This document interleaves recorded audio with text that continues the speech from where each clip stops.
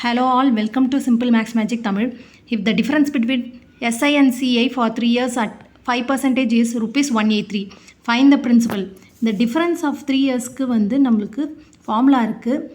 D is equal to P into R divided by 100 the whole square into R divided by 100 plus 3. இதுதான் அந்த formula. இங்க difference கொடுத்துட்டாங்க 183. Principal தான் நம்மள கேக்குறாங்க. R 5% divided by 100 the whole square. அப்போ 5 divided by 100 plus 3. இங்கே 5 டேபிளால் இதை கேன்சல் பண்ணால் 20 வரும்.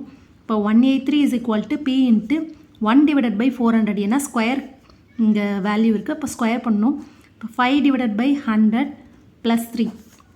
இப்போ 183 இது இந்த பக்கம் போச்சுன்னா மல்டிப்ளிகேஷனில் வரும். அப்போ 400 is equal to P into 5 plus 300 divided by 100ன்னு வரும். இப்போ 183 into 400 is equal to P into 305 divided by 100ன்னு வரும். இந்த பிரின்சிபல் மட்டும் இங்கே வச்சுப்போம். இதெல்லாம் இந்த பக்கம் போச்சுன்னா ரிவர்ஸில் வரும்.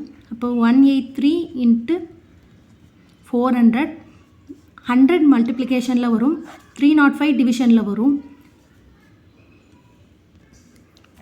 இதை 5 டேபிளால் கேன்சல் பண்ணால் இது 20 வரும், இது 61 வரும். 61ஆல் இதை கேன்சல் பண்ணோன்னா நம்மளுக்கு வந்து 3 வரும். அப்போ 3 into 400 into 20ன்னு வரும். அப்போ பிரின்சிபல் அமௌண்ட் வந்து 24,000 தான் இதோட ஆன்சர். இந்த வீடியோ உங்களுக்கு பிடிச்சிருந்தால் லைக் பண்ணுங்கள், ஷேர் பண்ணுங்கள், மறக்காமல் சப்ஸ்கிரைப் பண்ணுங்கள். Thank you so much.